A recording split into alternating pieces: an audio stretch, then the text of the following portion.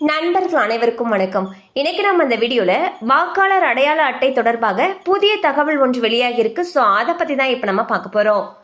நாடு முழுவதும் வருகின்ற அக்டோபர் 29 முதல் நவம்பர் 28ஆம் தேதி வரை வாக்காளர் பட்டியல் சிறப்பு திருத்த பணிகளை மேற்கொள்ள வேண்டும் என்று இந்திய தேர்தல் ஆணையம் தேர்தல் நடைபெற உள்ள மாநிலங்களை தவிர்த்து இதர மாநில தலைமை தேர்தல் அதிகாரிகளுக்கு உத்தரவு பிறப்பித்துள்ளது. ஒவ்வொரு வருடமும் ஆகஸ்ட் முதல் டிசம்பர் மாதம் வரையில் வாக்காளர் பட்டியலில் திருத்த பணிகள் மேற்கொள்ளப்படும் நிலையில் ஜனவரி மாதம் வாக்காளர் பட்டியல் வெளியிடப்படும். இந்த ஆண்டுக்கான வாக்காளர் பட்டியல் திருத்த பணிகளுக்கான கால அட்டவணை வெளியிட்டுள்ள இந்திய தேர்தல் ஆணையம் பணிகளை விரைவாக மேற்கொள்ள உத்தரவிட்டுள்ளது.